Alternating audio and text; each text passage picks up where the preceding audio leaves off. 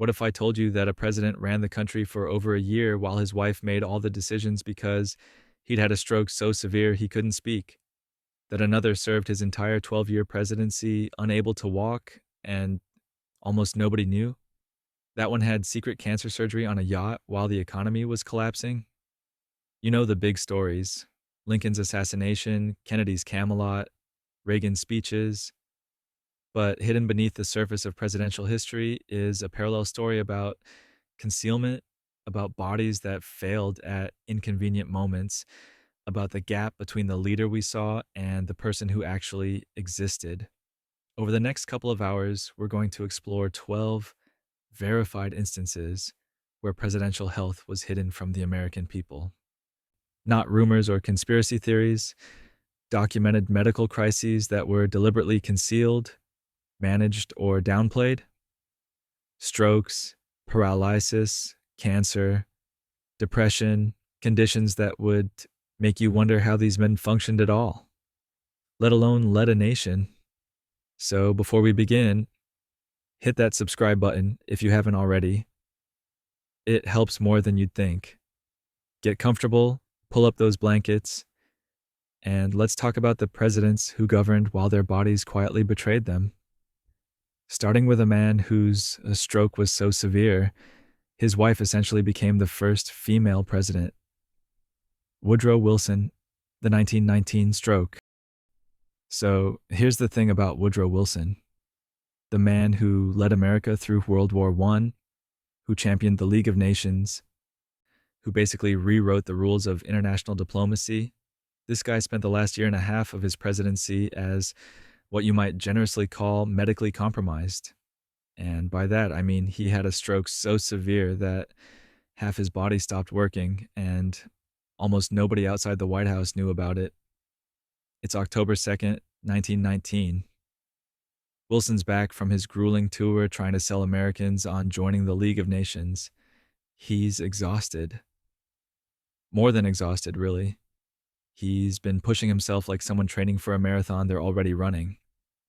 And then, in the early morning hours, his wife Edith finds him collapsed in the bathroom, unconscious, the left side of his face drooping like a curtain that's come loose from its rod. The stroke was massive. We're talking partial paralysis, cognitive impairment. The works. For weeks, he couldn't really move his left arm or leg. His vision was compromised. Some days, he could barely stay awake for more than a few minutes at a time. This was the guy who was supposed to be steering the ship of state through one of the most critical periods in American history: the aftermath of the Great War, the negotiations over the Treaty of Versailles, the entire question of what role America would play in the world going forward. But here's where it gets really interesting. In that quietly alarming way that makes you pull the blankets up a little higher, his wife, Edith, who had zero political experience, no elected position, no official role beyond being married to the president, essentially became what historians now call the first female president.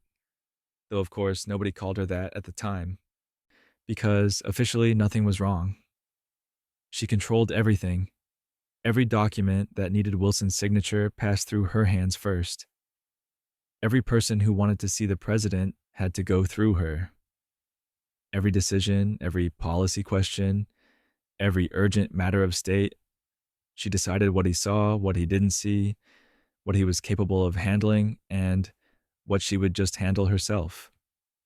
She later claimed she was just acting as a steward, carefully managing what came to him so as not to overwhelm his fragile condition. But let's be honest, she was running the country. Or at least, she was the gatekeeper to the person who was theoretically running it. The cover-up was remarkably effective. The official story was that Wilson had suffered from nervous exhaustion and needed rest. His doctor, Cary Grayson, played along completely, issuing vague reassurances while revealing essentially nothing. Cabinet members were told the president was indisposed. When they insisted on seeing him, they'd be ushered in for brief visits where Wilson, propped up in bed, would mumble a few words before Edith would usher them out, citing his need for rest. Vice President Thomas Marshall wasn't told the full extent of Wilson's condition. Neither was Congress. The American people certainly weren't told. This was before the 25th Amendment, before any clear protocols about presidential disability, before anyone had really figured out what you're supposed to do when the person in charge can't actually be in charge anymore. For months, critical decisions were simply delayed. The Treaty of Versailles hung in limbo. Appointments weren't made. Legislation languished. The country was essentially on autopilot, guided by a handful of insiders who had decided that revealing the truth would be worse than maintaining the fiction that everything was fine. Some people suspected something was seriously wrong. Senator Albert Fall, who was definitely not a Wilson fan, managed to get a visit and came away convinced the president was incapacitated. But without proof, without access, without any mechanism to force disclosure, what could anyone do? You can't exactly demand a president's medical records when the gatekeepers control all access and the doctor is loyal to the patient above all else. The really wild part is that Wilson never fully recovered. He finished his term in 1921 still significantly impaired. He'd regained some mobility, sure, and his mind was clearer than it had been in those first terrible months after the stroke. But he was never the same man. His personality changed. He became more irritable, more rigid, less capable of the kind of complex political maneuvering he'd once excelled at. Some historians think the stroke affected his judgment during those crucial treaty negotiations, making him more stubborn, less willing to compromise. We'll never know for sure what decisions a healthy Wilson might have made differently. Edith Wilson lived until 1961. She never really apologized for the secrecy, never seemed to think she'd done anything wrong. From her perspective, she'd saved the country from chaos, had done what needed to be done to protect her husband and preserve the dignity of the office, and maybe she had. Or maybe she denied the American people their right to know who was actually making decisions in their name. It's one of those historical questions that doesn't have a clean answer. What we do know is that this incident, this massive, months-long cover-up of presidential incapacity, changed nothing about how America handled presidential health. Not immediately, anyway.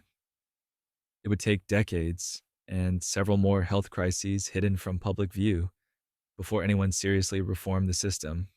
But that's a pattern you'll notice once you start paying attention. The tendency to protect the office, to preserve the image, to keep the machinery running even when the person at the controls isn't quite capable of controlling it anymore. It's a very human impulse, really. The desire to avoid chaos, to maintain stability, to not alarm people unnecessarily. But it's also fundamentally at odds with the whole idea of democracy, where the people are supposed to know what's happening and who's making decisions in their name. And speaking of presidents whose bodies betrayed them at inconvenient moments, let's talk about a man who turned physical limitation into political art. Franklin D. Roosevelt. Paralysis from polio. Franklin Delano Roosevelt contracted polio in 1921 when he was 39 years old. It left him permanently unable to walk without assistance for the rest of his life, including the entire time he was president, which, by the way, was 12 years. He couldn't stand up on his own. His legs simply didn't work. Now, here's the thing that should blow your mind. Most Americans who voted for him had absolutely no idea. Not because they were stupid, but because one of the most elaborate image management campaigns in American history made sure they didn't know. This wasn't 1921 Roosevelt, the young athletic assistant secretary of the Navy who'd run for vice president the year before. This was a man who would spend the rest of his life wearing heavy steel braces that locked his legs in place, who would lean heavily on the arm of a son or aide to create the illusion of walking, who would grip a podium so tightly his knuckles went white just to stay upright long enough to deliver a speech. But you wouldn't know that from the photographs. There are tens of thousands of photographs of FDR, and in almost none of them can you see his wheelchair. This wasn't an accident. This was the result of a carefully orchestrated agreement between Roosevelt's team and the press corps. Photographers simply didn't take pictures of the president in his wheelchair. being carried, or struggling with mobility.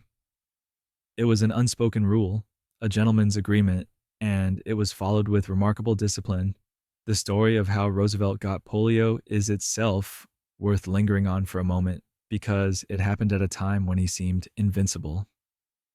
August of 1921, he's at his family's summer home on Campobello Island in New Brunswick, Canada. He's been swimming, fighting a small forest fire, doing the kinds of vigorous activities that young, healthy, wealthy men do on vacation. Then he starts feeling off, tired, achy. He goes to bed early, figures he's just overdone it. The next morning, he can't move his legs. At all. They're paralyzed. Within days, the paralysis spreads upward, his back, his arms. For a terrifying period, it looks like he might be completely paralyzed, might not even be able to breathe on his own. The doctors initially misdiagnosed it. They thought it was a blood clot on the spinal cord. It wasn't until weeks later that they confirmed it was poliomyelitis, polio, a viral infection that attacks the nervous system and can cause permanent paralysis.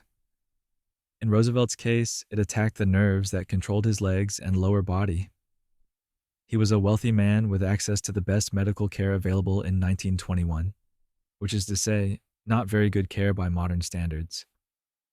The treatments available were basically rest, hope your body fights it off, and try various forms of physical therapy to see if you can regain any function.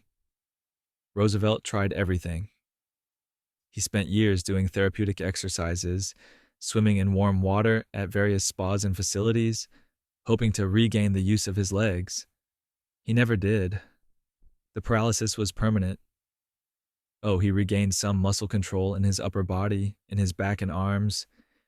He could sit up, could use his hands and arms normally, but his legs remained essentially useless. He had some limited sensation, could feel pain if you stuck him with a pin, but he couldn't control them, couldn't make them move on his own. So he adapted. He had heavy steel braces made that ran from his hips to his shoes. These braces locked his legs in a straight position, allowing him to bear weight on them even though the muscles didn't work.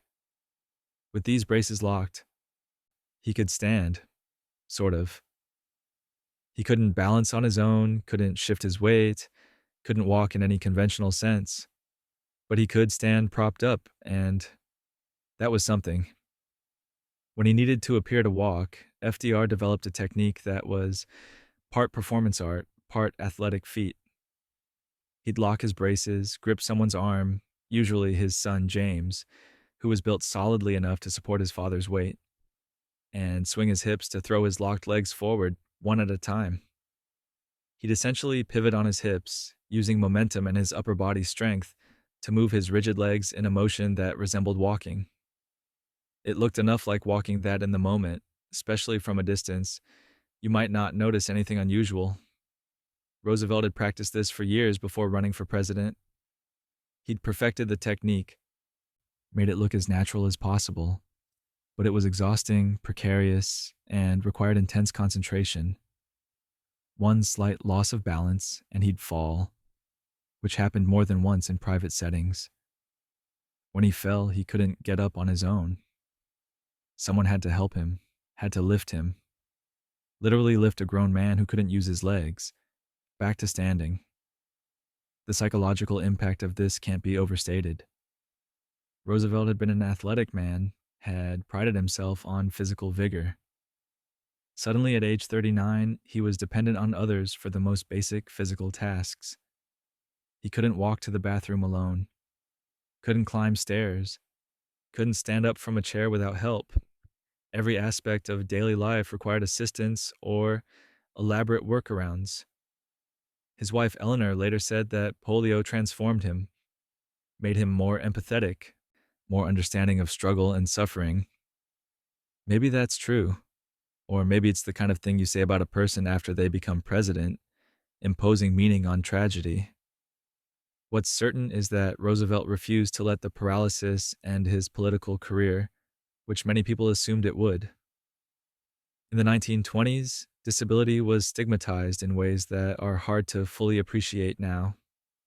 People with disabilities were often hidden away, institutionalized, treated as objects of pity or shame.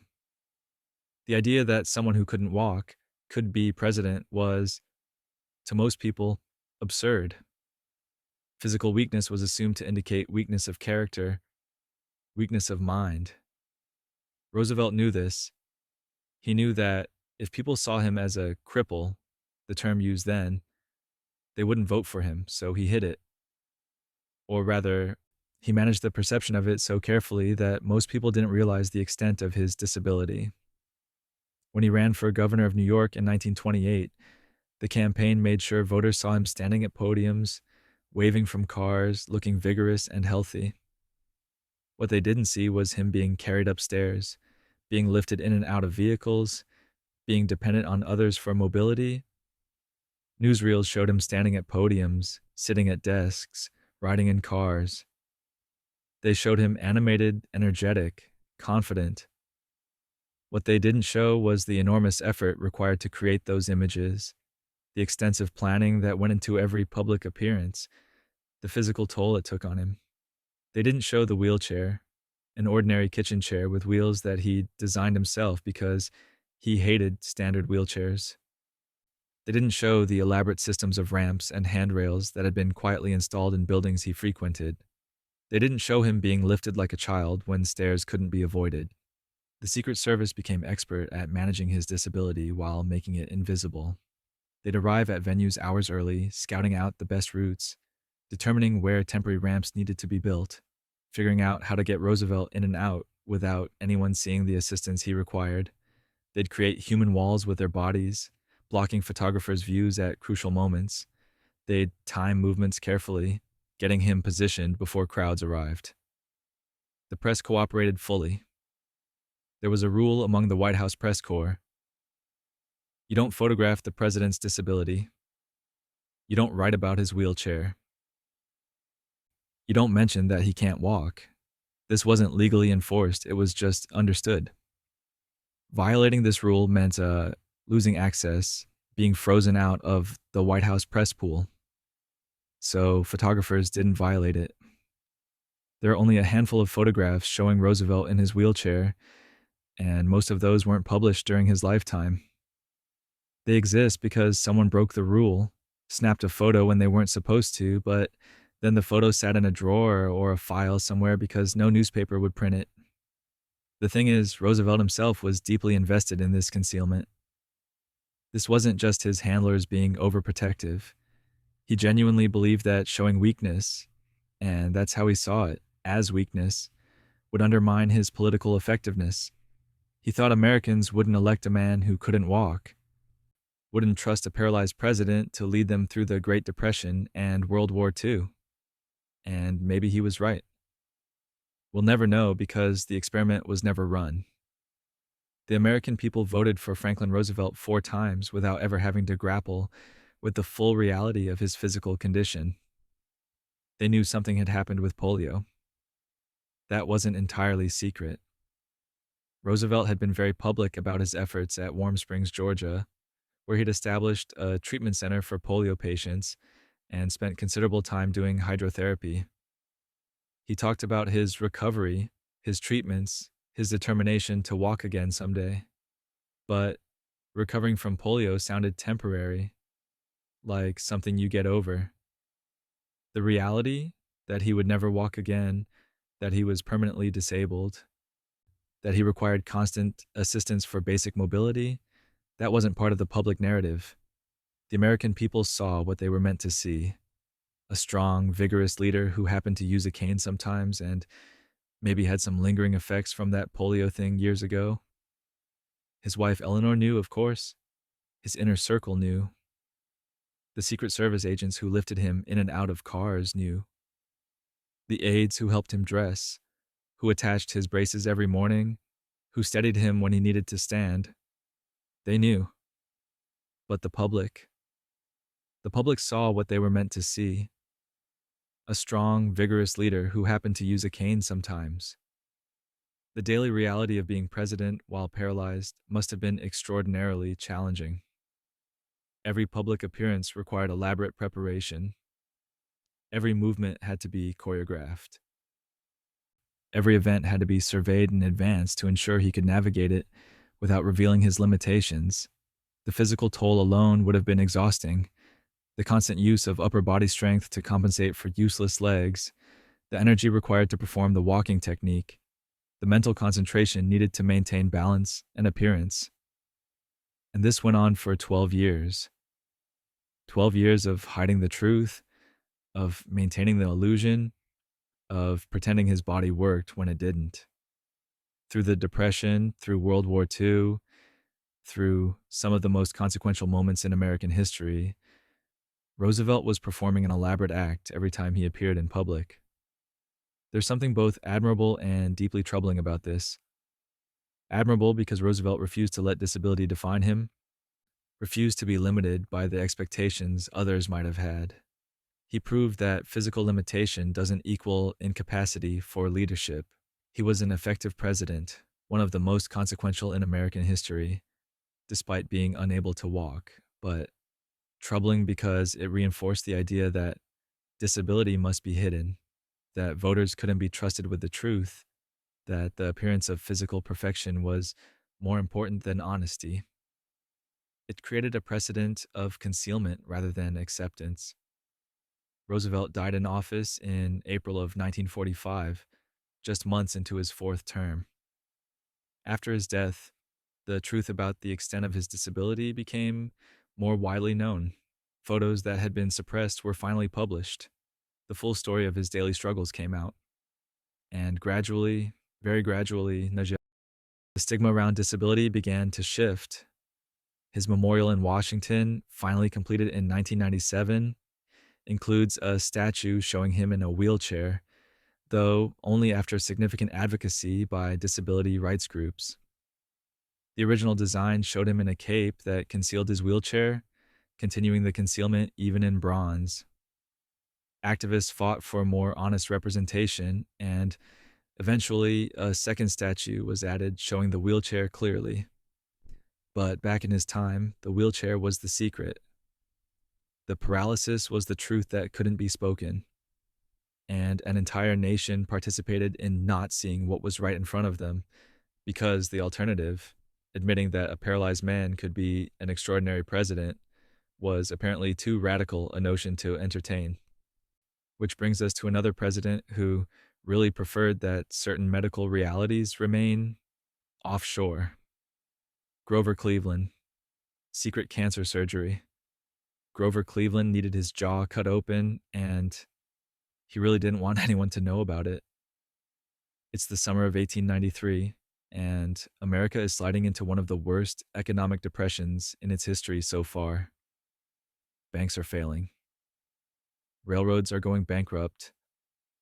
People are panicking. The stock market is doing that thing where numbers go down and everyone starts wondering if maybe they should have kept their money under a mattress. And right in the middle of all this financial chaos, President Cleveland discovers he has a cancerous tumor growing in the roof of his mouth. The timing could not have been worse. Cleveland knew that if word got out that the president had cancer, that he needed major surgery, that he might not survive, well, the markets would absolutely lose their minds. Confidence in the economy was already hanging by a thread. The last thing anyone needed was the additional uncertainty of a potentially dying president. So Cleveland did what any reasonable person would do when facing a medical crisis during an economic meltdown. He decided to have the surgery performed in secret on a friend's yacht while pretending to be on a fishing trip. I'm not making this up. This actually happened. The yacht was called the Oneida, and it belonged to Cleveland's friend Elias Benedict. On June 30th, 1893, Cleveland boarded the yacht in New York City, supposedly for a pleasant summer cruise up the East River and into Long Island Sound. What he was actually doing was preparing for oral surgery under conditions that would make any modern medical ethics board absolutely lose their collective minds. The surgery team assembled on this boat included some of the best surgeons available. Dr. Joseph Bryant led the operation, assisted by Dr. John Erdman. The anesthesiologist was Dr. Ferdinand Hasbrook. Dr. Edward Janeway monitored Cleveland's heart, and there was a dentist, Dr. Ferdinand Hasbrook, who extracted several teeth. These were serious medical professionals performing a serious operation in decidedly non serious circumstances. They'd converted the yacht saloon into a makeshift operating room. Cleveland was strapped to a chair. They literally tied him to a chair that was propped against the ship's mast, and they got to work. The goal was to remove the tumor, which involved cutting away a significant portion of Cleveland's upper left jaw, along with part of his hard palate. They had to be extremely careful not to cut through the cheek, not to leave any external scarring, nothing that would be visible that might make people ask questions. The surgery took about an hour and a half. They removed the tumor, a portion of his jawbone, and several teeth. Then they packed the wound and hoped for the best. Cleveland, to his credit, was apparently remarkably calm about the whole thing. Or maybe he was just unconscious. Either way, he survived the procedure without any external signs of having had surgery at all. But they weren't done. The tumor had been cancerous. Specifically, it was a type of cancer called epithelioma, and there was concern they hadn't gotten everything. So 2 weeks later, on July 17th, they did it again. Another surgery, another yacht trip, more cutting.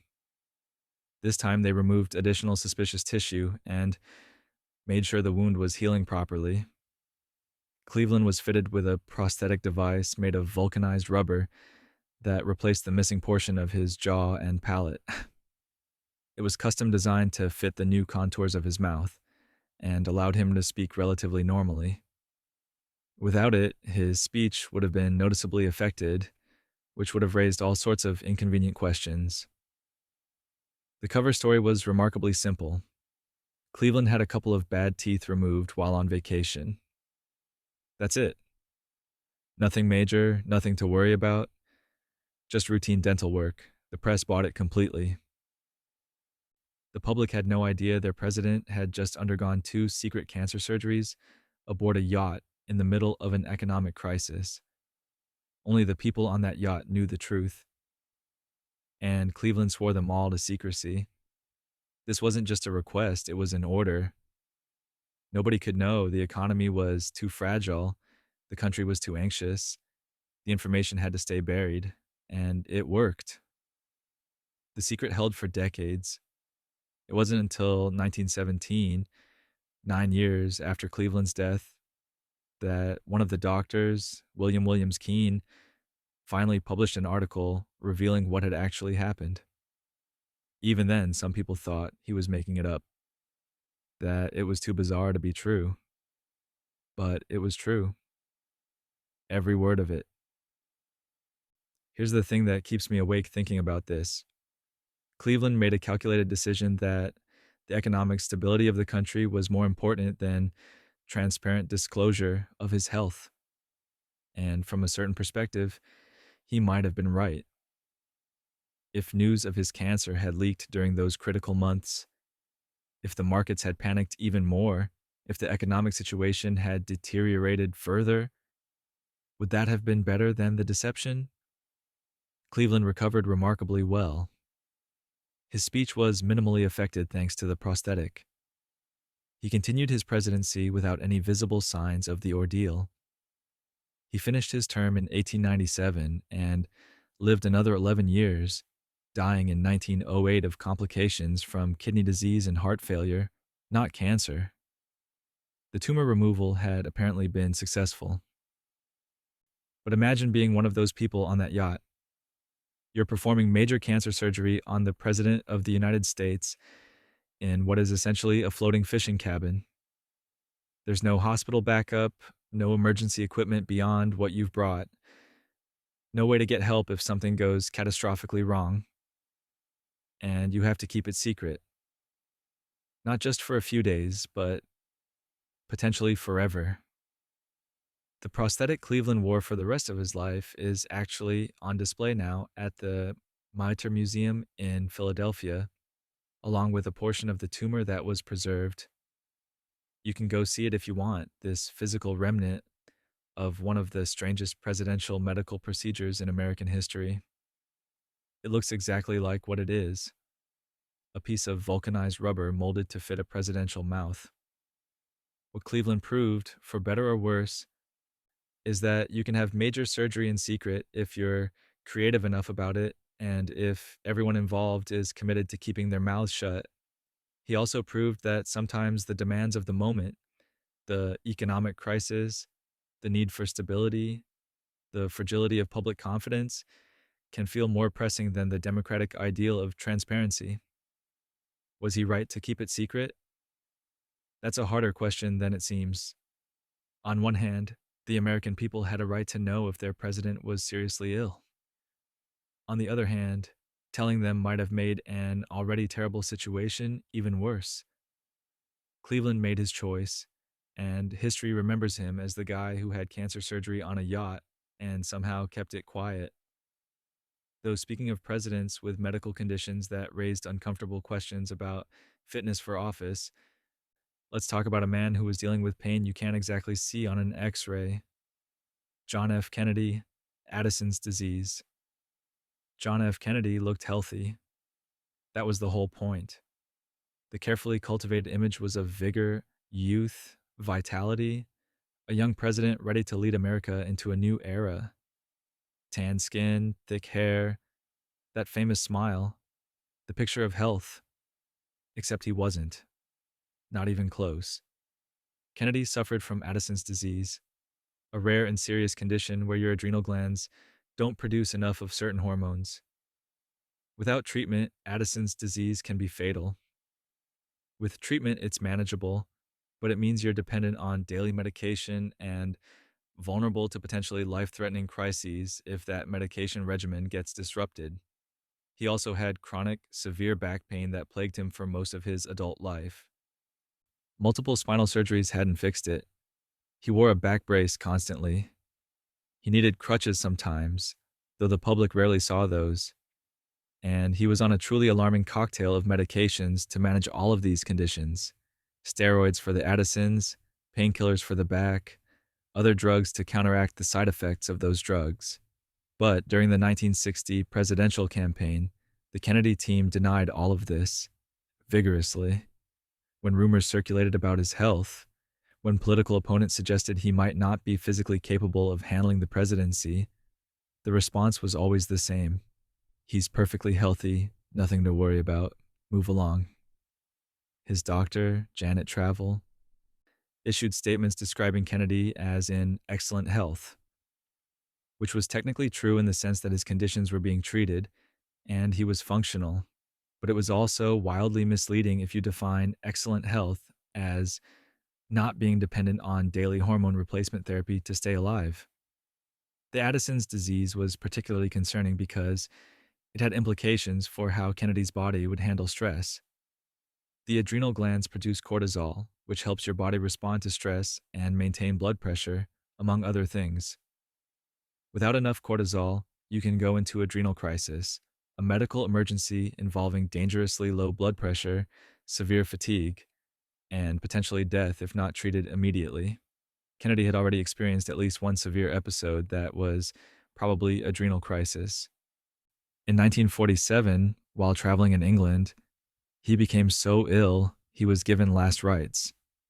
The official story was that he had a mysterious illness. The reality was almost certainly an Addisonian crisis. So, here's a guy running for president, knowing he has a potentially life-threatening condition that requires constant medical management, and he's just not mentioning it. His team actively concealed it. His medical records were kept private.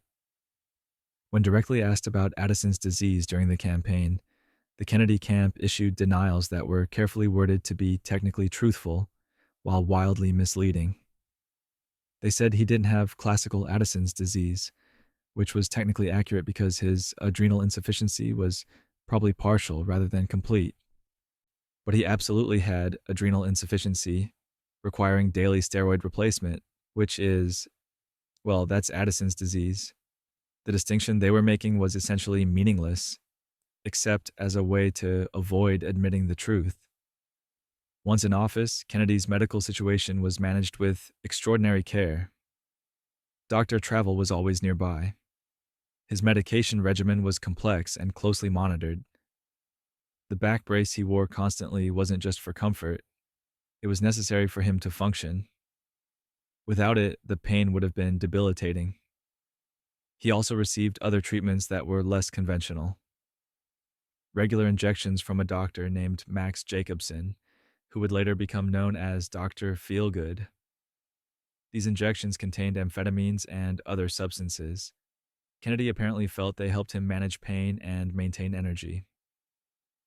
Whether they actually did or whether they introduced other problems is harder to say. The thing is, Kennedy functioned. He led the country through some of the tensest moments of the Cold War: the Bay of Pigs, the Cuban Missile Crisis, escalating involvement in Vietnam. Whatever his physical limitations, whatever pain he was in, whatever medications he was taking, he showed up and made decisions that had enormous consequences. But should the American people have known? That's the question that lingers. They were voting for someone to have their finger on the nuclear button during the height of the Cold War. Did they have a right to know that person had a serious medical condition requiring constant treatment? That he was in chronic pain? That he was taking a variety of medications that might affect judgment or decision making? Kennedy's team clearly thought the answer was no. They believed the political cost of disclosure would be too high, that voters wouldn't elect someone they perceived as physically weak or medically compromised. And maybe they were right. We'll never know because the choice was made to conceal rather than disclose. After Kennedy's assassination in November of 1963, more details about his health began to emerge. His medical records, when they were finally reviewed years later, painted a picture of someone who was far more medically fragile than the public ever knew. The medications, the treatments, the constant management of multiple conditions. It was extensive. Some historians have argued that Kennedy's health issues made him more empathetic, more attuned to suffering, a better leader.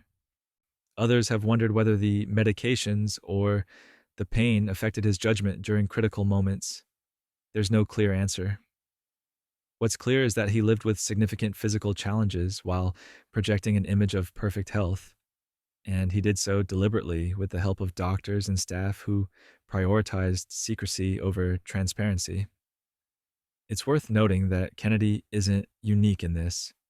Plenty of presidents have dealt with chronic health issues, but the gap between reality and public perception in his case was particularly stark. The image of vigor was so carefully constructed, so widely believed, that even now people are sometimes surprised to learn about the extent of his health problems. The back brace he wore, incidentally, may have contributed to his death. Some experts believe that when he was shot in Dallas, the brace kept him upright when he might otherwise have slumped down below the car's frame, potentially making him a more stable target for the second fatal shot. It's impossible to know for sure, but it's a grim irony. The device that helped him project strength may have made him more vulnerable at the worst possible moment. And if you think managing secret health crises during peacetime was challenging, imagine trying to do it while also worrying about whether your heart might simply stop working. Dwight D. Eisenhower, heart attack and stroke. Dwight Eisenhower had the kind of resume that makes you tired just reading it. Supreme Commander of Allied Forces in Europe during World War II. Orchestrated D-Day, led the liberation of Western Europe. Then came home and became president. The man had been operating under extreme stress for over a decade straight by the time he got to the White House in 1953. So maybe it shouldn't have been surprising when his heart decided it had had enough. September 24th, 1955. Eisenhower's on vacation in Denver, Colorado, enjoying a round of golf. He's 54 years old, which by modern standards isn't particularly old for a president. But remember, this is a guy who spent years making decisions about where to send hundreds of thousands of troops into battle. That kind of stress doesn't just evaporate when you change jobs. After his golf game, he has dinner. eats a big hamburger with raw onions, which his doctor had specifically told him not to do because of his digestive issues. But who listens to their doctor when there's a hamburger with onions available? Around 2:30 in the morning, he wakes up with chest pain. Bad chest pain. The kind that makes you think maybe that hamburger was a mistake, but also maybe something worse is happening. His wife Mamie calls the doctor. When Dr. Howard Snyder arrives, he recognizes immediately what's happening. This is a heart attack, a myocardial infarction, to use the technical term. Part of Eisenhower's heart muscle is dying because blood flow to it has been blocked. Now, here's where things get interesting from a presidential secrecy perspective. Dr. Snyder makes a decision not to rush Eisenhower to the hospital immediately. Instead, he treats him on site for several hours, monitoring his condition, administering medication. It's not until later that morning that they finally move him to Fitzsimons Army Hospital in Denver. Why the delay? Dr. Snyder later said he was trying to stabilize the president before moving him. But some historians have suggested he was also buying time to figure out how to manage the public relations aspect of this crisis. How do you tell the American people their president just had a heart attack without causing panic? How do you maintain confidence in the government while also being honest about the severity of the situation? The initial public statements downplayed things significantly. They called it a mild coronary thrombosis, which is technically what it was, but mild is doing a lot of work in that sentence. This was serious enough that Eisenhower spent 7 weeks in the hospital. 7 weeks. That's not a minor health inconvenience. During this time, Vice President Richard Nixon stepped up to handle some presidential duties, but nobody invoked any formal transfer of power. There was no mechanism for that anyway. The 25th Amendment, which would later establish procedures for presidential disability, didn't exist yet. Eisenhower was simply in the hospital, and everyone worked around that fact as best they could. The stock market, by the way, absolutely freaked out. When the news broke on Monday morning that the president had a heart attack, the Dow Jones dropped over 30 points, the biggest single-day decline since the crash of 1929. Billions of dollars in value just evaporated because investors realized the guy running the country had a broken heart. Literally. But here's the thing, Eisenhower recovered. He made it through. He was back at work, though on a reduced schedule by November, and he even ran for re-election in 1956 and won. The American people, presented with the choice between a president who'd had a heart attack and admitted it versus the alternative, chose the guy with a documented heart condition. That was actually somewhat revolutionary in terms of presidential health transparency. Eisenhower's team decided to be relatively open about what had happened. They released information about his condition, his treatment, his recovery. It wasn't complete transparency. They still managed the messaging carefully, still emphasized his recovery more than his limitations. But compared to the total secrecy of previous presidential health crises, this was practically radical honesty. Of course, having one heart attack doesn't mean you're done having medical problems. In June of 1956, while recovering from the heart attack, Eisenhower developed ilitis, an intestinal condition that required emergency surgery. They had to remove about a foot of his small intestine. Another major health crisis, another surgery, more time in the hospital. And then in November of 1957, he had a stroke. He was working in his office when he suddenly couldn't find words. Aphasia, it's called, when you know what you want to say, but the words won't come out right. He tried to read a document and couldn't make sense of the letters. Absolutely terrifying, especially for someone whose job is largely about communication. This time, the concealment was more immediate. The initial public statement called it a chill, just a chill, nothing to worry about. The president is a bit under the weather. It wasn't until later that they acknowledged it had been a cerebrovascular incident, a stroke. though they preferred mild stroke because apparently adding mild to any medical emergency makes it sound better. The stroke affected his speech temporarily, but he recovered relatively quickly. Within days, he was functioning normally again. But it raised serious questions about whether he should continue in office. 3 major health crises in just over 2 years: a heart attack, intestinal surgery, and a stroke. How much could one person's body take while also running a country? Eisenhower served out his full second term, leaving office in January of 1961. He lived another 8 years after that, though he had several more heart attacks during his retirement. The final one killed him in March of 1969. He was 78 years old and had been dealing with heart disease for nearly 14 years by that point. What Eisenhower's health crises really did was force America to start having conversations it had been avoiding. What happens when a president is incapacitated? Who's in charge? What's the line between transparency and causing unnecessary panic? How much medical privacy does a president deserve? And how much do the American people have a right to know? These questions didn't get formal answers until the 25th Amendment was ratified in 1967, establishing clear procedures for presidential succession and temporary transfer of power in cases of disability. Eisenhower's experience had made it obvious that the old system of just hoping the president stayed healthy or died cleanly wasn't sufficient for the modern age. But even with new rules and procedures in place, the tension between disclosure and concealment didn't disappear.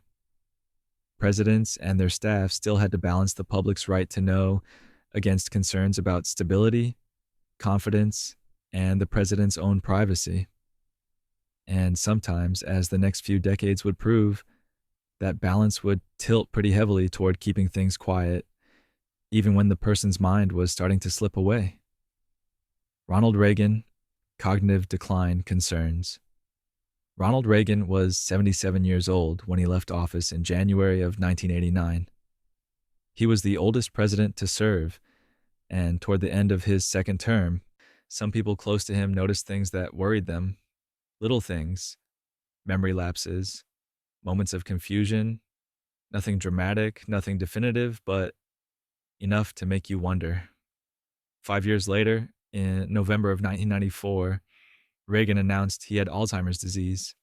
He wrote a beautiful letter to the American people explaining his diagnosis, saying goodbye while he still could. It was dignified, poignant, and heartbreaking. And it immediately raised a question that nobody could definitively answer. When did it start? Alzheimer's doesn't just appear overnight. It's a progressive disease, meaning it develops gradually over time. The early symptoms are subtle: forgetting names, losing track of conversations, having trouble finding words. Later it gets worse, much worse. Eventually it steals everything. So if Reagan was diagnosed in 1994, when did the disease actually begin? Was he already experiencing symptoms during his presidency? During his second term? During critical moments when he was making decisions about nuclear weapons, about the Cold War, about the future of the country? Nobody knows for sure. Reagan's doctors insisted he showed no signs of Alzheimer's while in office. His staff members defended his cognitive capabilities during his presidency. But some people who worked closely with him have acknowledged noticing changes, especially in his second term. There are moments from his presidency that, in hindsight, look potentially concerning. During the 1984 presidential debate against Walter Mondale, Reagan seemed confused at times, rambling in his answers, losing his train of thought. His performance was so concerning that there was genuine worry about whether he was up to another term. Then, in the second debate, he made a joke about not exploiting his opponent's youth and inexperience. And everyone laughed, and the concerns sort of faded away. But the concerns had been real. There were meetings where he seemed to rely heavily on note cards, more than you'd expect. Briefings where he appeared to struggle with details he should have known. moments where he repeated stories he'd told before, sometimes in the same conversation. But here's the thing, none of this was definitive. Reagan was always a storyteller. He'd always used note cards. He'd always had a somewhat relaxed relationship with factual details, preferring the narrative arc of a story to strict accuracy. So, was this Alzheimer's? Or was this just Reagan being Reagan? The people around him faced an impossible judgment call. If they were seeing early signs of dementia, they needed to do something about it. But if they were just seeing normal aging or Reagan's particular style of leadership, then raising alarms would be irresponsible and potentially damaging to the presidency. They chose to keep things quiet, to manage, to work around any limitations, to tightly control his schedule and his public appearances, to make sure he was prepared, briefed, supported, to never let him be in a situation where any potential cognitive slippage would be obvious. This wasn't necessarily malicious. The people around Reagan generally seemed to believe he was still capable of doing the job, but they also structured things to minimize risk, to avoid situations where he might struggle, to keep everything running smoothly. Whether that was appropriate management or inappropriate concealment depends on what was actually happening in Reagan's brain, and we'll never know that for certain. What we do know is that Alzheimer's has a long prodromal period, the time between when the disease process begins in the brain and when symptoms become obvious. For some people, this can be years or even decades.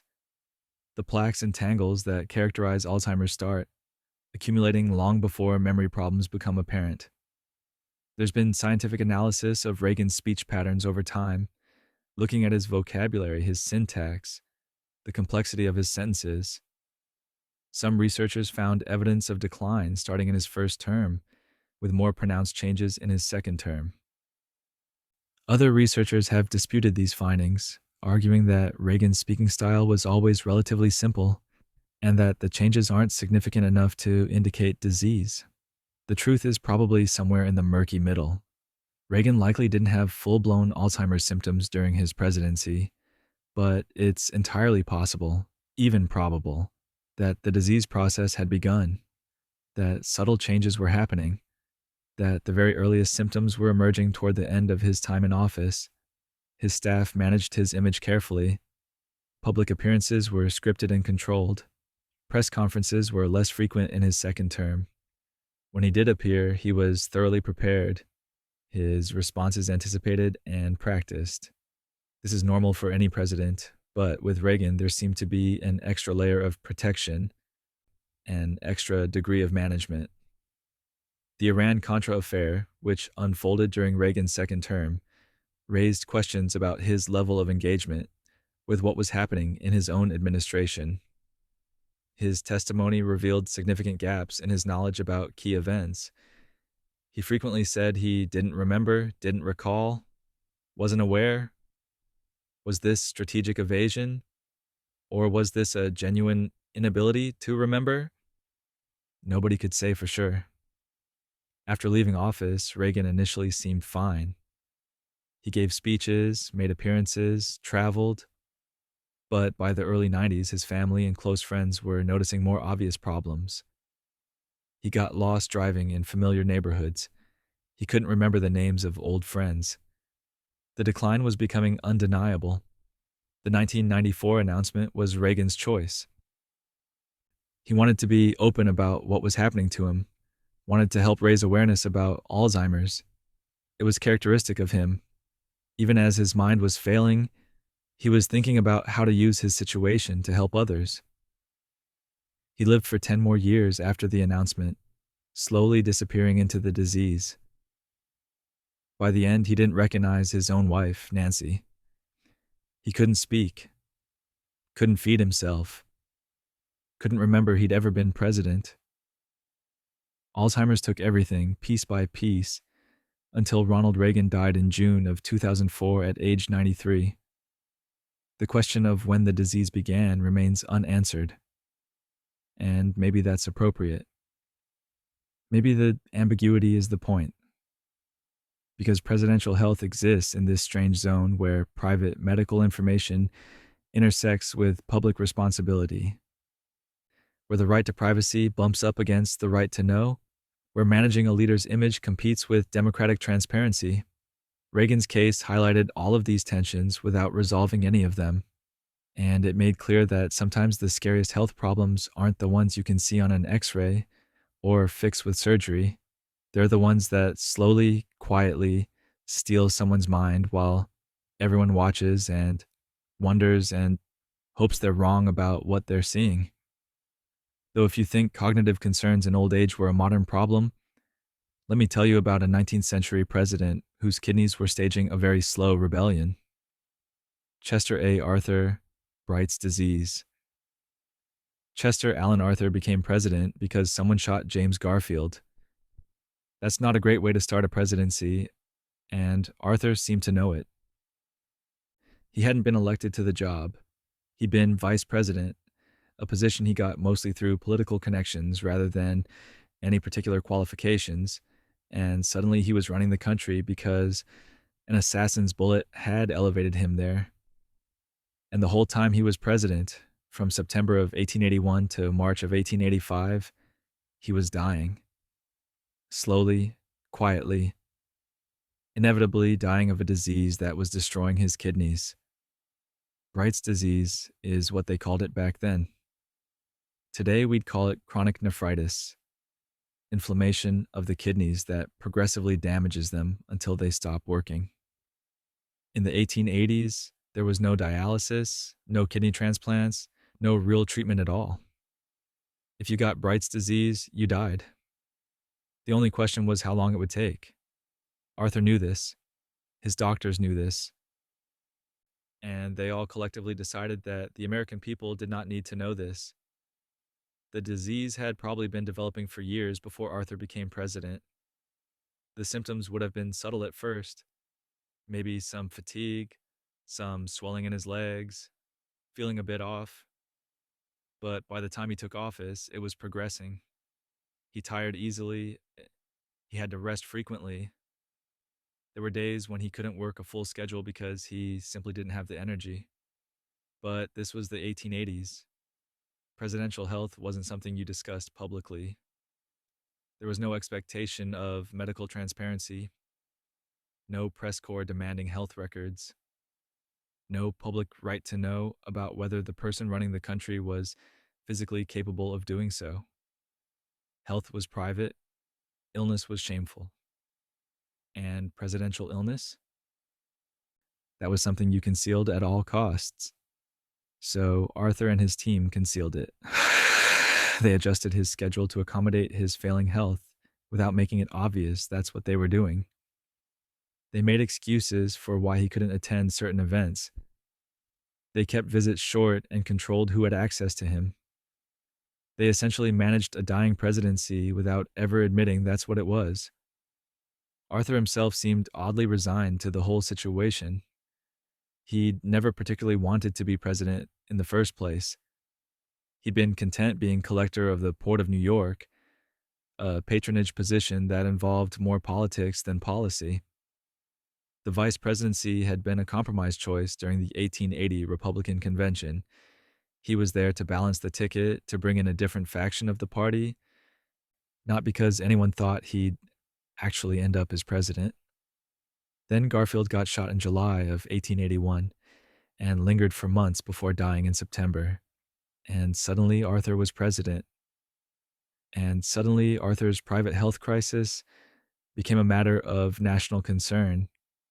Except nobody knew it was a matter of national concern because nobody was talking about it. He tried to do the job anyway. He pushed for civil service reform, which was ironic given that he'd basically built his career on the spoils system. He modernized the Navy. He vetoed the Chinese Exclusion Act, though Congress overrode his veto. He redecorated the White House, which seems like an odd priority when you're dying, but maybe that's exactly when you care about having nice surroundings. But everything took more effort than it should have. Tasks that would have been routine were exhausting. Days that should have been manageable were overwhelming. His body was slowly shutting down, and he had to keep pretending everything was fine while also trying to run a country. By 1883, it was becoming harder to hide. He looked sick.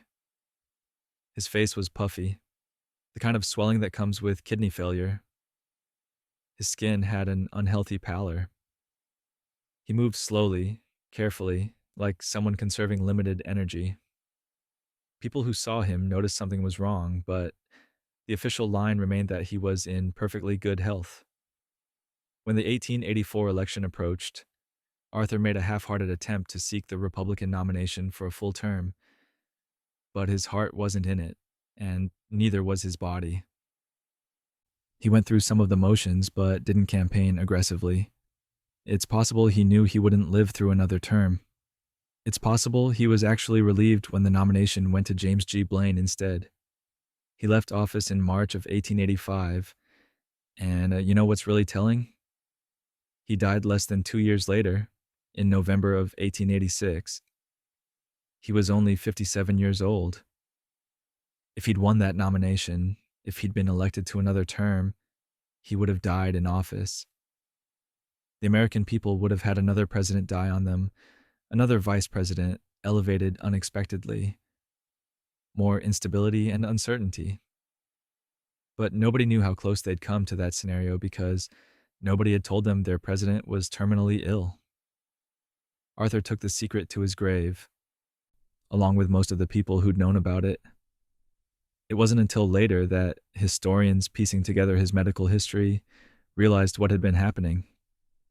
The interesting thing about Arthur is that he's often remembered as a mediocre president, someone who was adequate but not particularly distinguished. He served out Garfield's term, did some decent things, and then left office. But imagine doing even an adequate job while your kidneys are failing. Imagine showing up and functioning and making decisions when your body's actively dying. That actually seems kind of impressive. Or maybe it was reckless.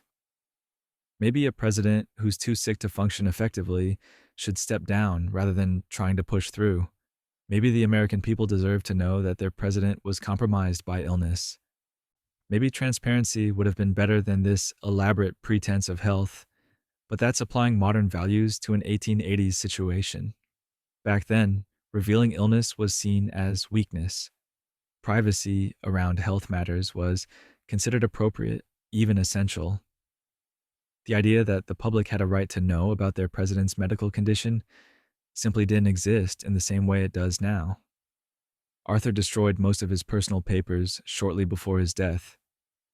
He burned them, actually, spent his final days feeding documents into a fire, erasing as much of his correspondence and records as he could. Some historians think he was trying to hide evidence of political corruption from his earlier career. But maybe he was also hiding the extent of his illness, the ways he'd struggled, the decisions he'd made or failed to make because he was too sick to function properly.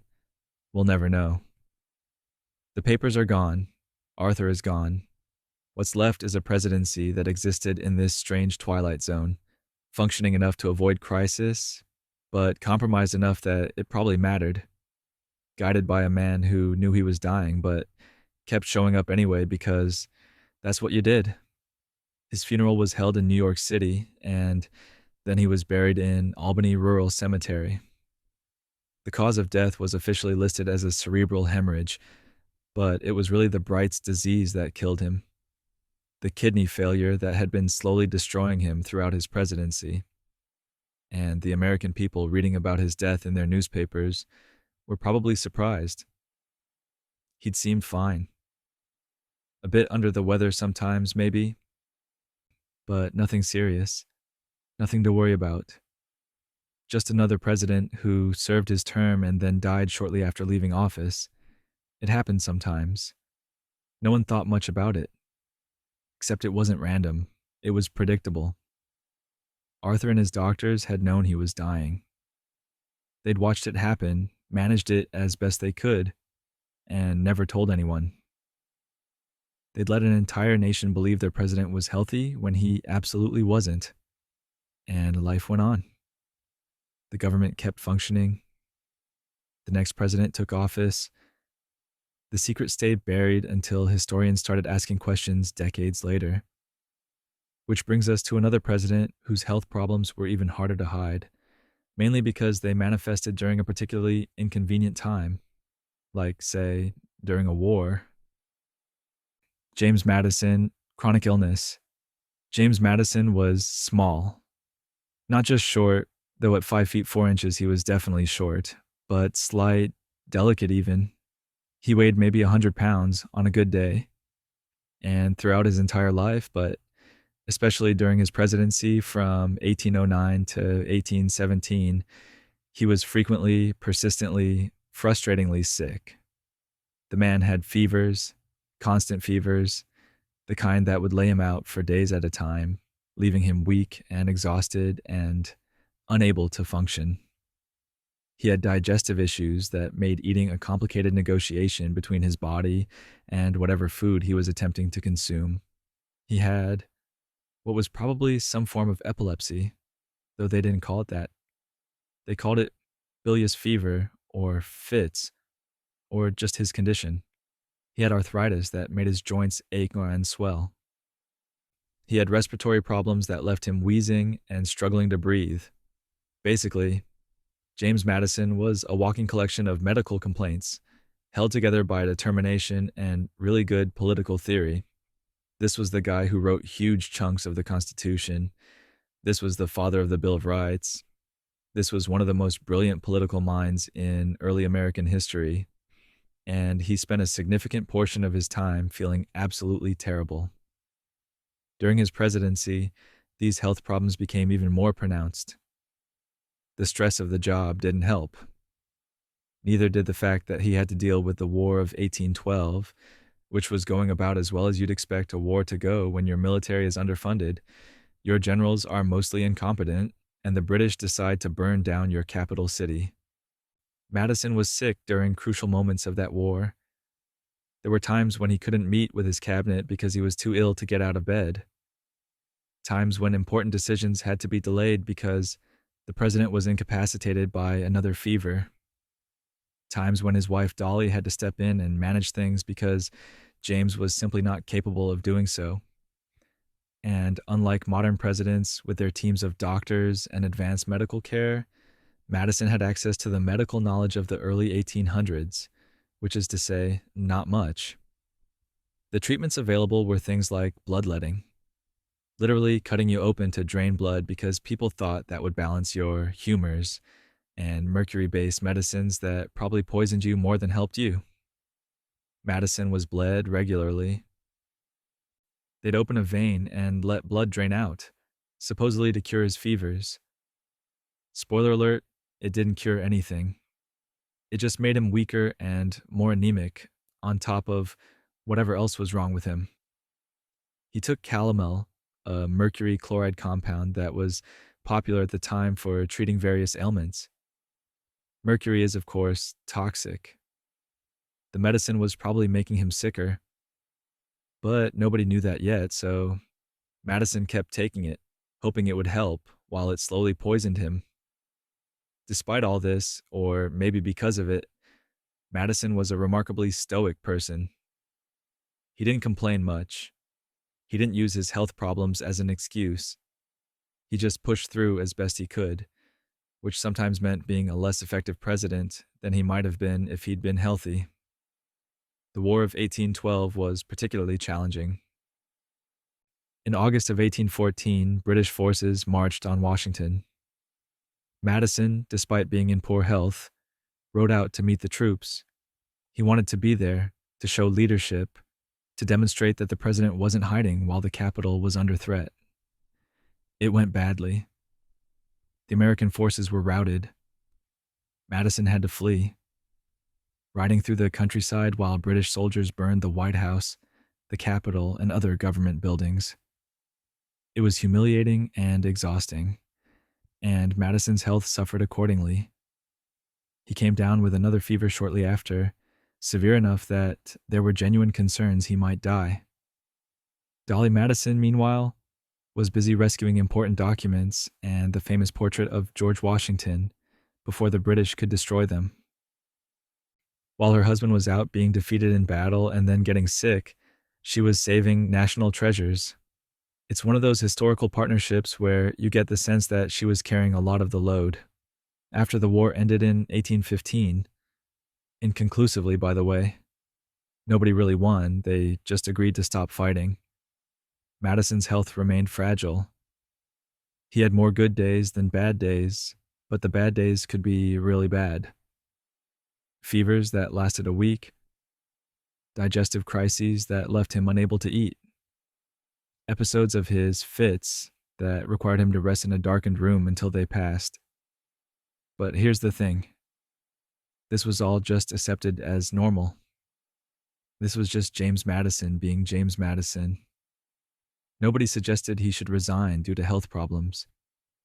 Nobody questioned whether he was fit to serve. Illness was a private matter.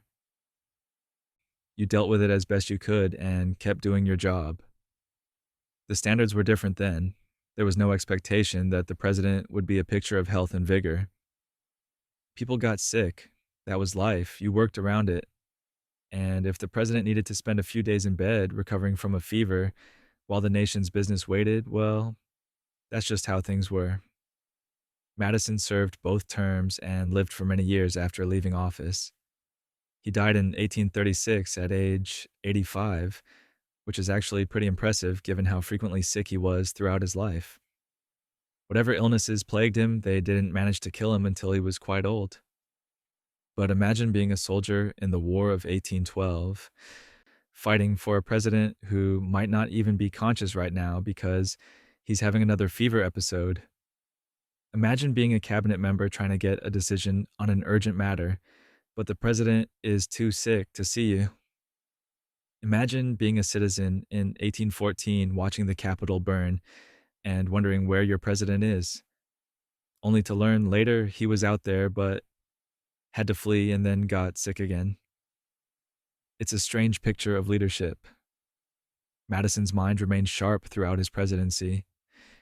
His political instincts were still sound. His judgment was still valued.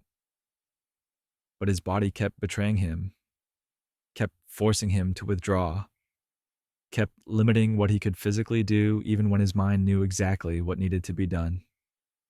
And yet, history remembers him as a successful president. Not the most successful. The War of 1812 was too messy for that.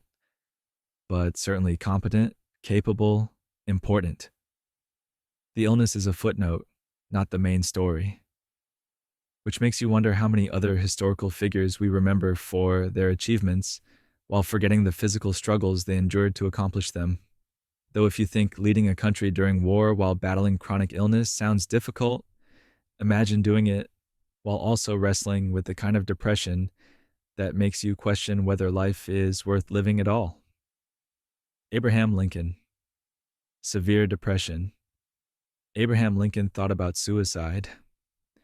We know this because he told people about it. And not just in private whispered confessions. There were times when his melancholy was so obvious, so profound, that his friends literally took away sharp objects and made sure someone was watching him at all times because they were genuinely worried he might hurt himself. This was before he became president. This was Lincoln in his 30s, living in Springfield, Illinois, trying to build a law practice and a political career while battling what we would now recognize as severe clinical depression. Back then, they called it melancholy or hypochondria, which didn't mean what it means now. It was a catch-all term for mental and emotional distress. In January of 1841, Lincoln went through an episode so severe that he didn't leave his room for a week. His partner in his law practice, John Stewart, wrote that Lincoln was reduced and emaciated in appearance and seemed scarcely to possess strength enough to speak above a whisper. This wasn't just feeling sad. This was the kind of depression that attacks your ability to function, to eat, to exist. Lincoln wrote letters during this period that are absolutely haunting. He told his law partner, I am now the most miserable man living. If what I feel were equally distributed to the whole human family, there would not be one cheerful face on the earth. That's not hyperbole. That's someone in genuine psychological agony trying to articulate the weight of what they're experiencing. His friends were terrified he would kill himself. They removed razors from his room. They made sure he was never alone. They watched him constantly, afraid of what he might do if left to his own devices. And Lincoln knew they were doing this. He knew his mental state was alarming enough that people felt they had to protect him from himself.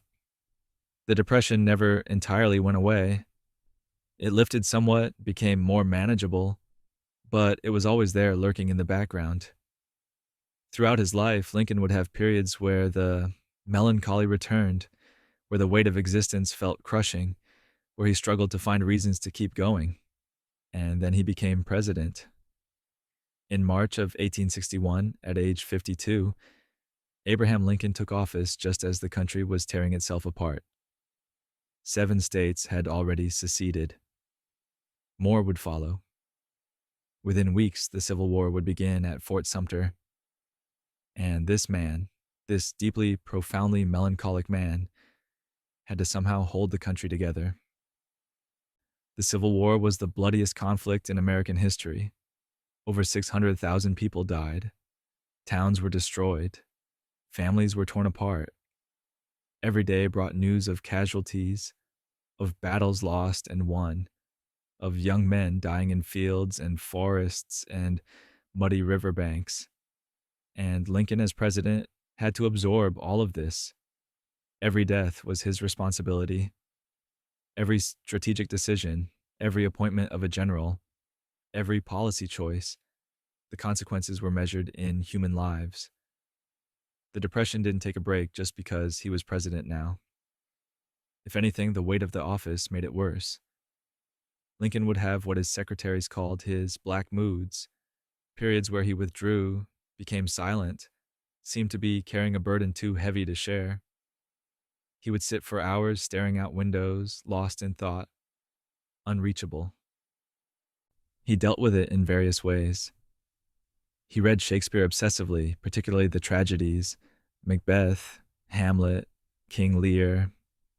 He found something comforting in the language, in the exploration of human suffering and existence. He memorized long passages and would recite them to himself or to whoever would listen. He told jokes, constantly, often at inappropriate times. He'd be in the middle of discussing battle strategy or casualties, and he'd suddenly launch into a funny story or a joke. Some people found this offensive. How could he be joking when boys were dying? But for Lincoln, the humor was survival.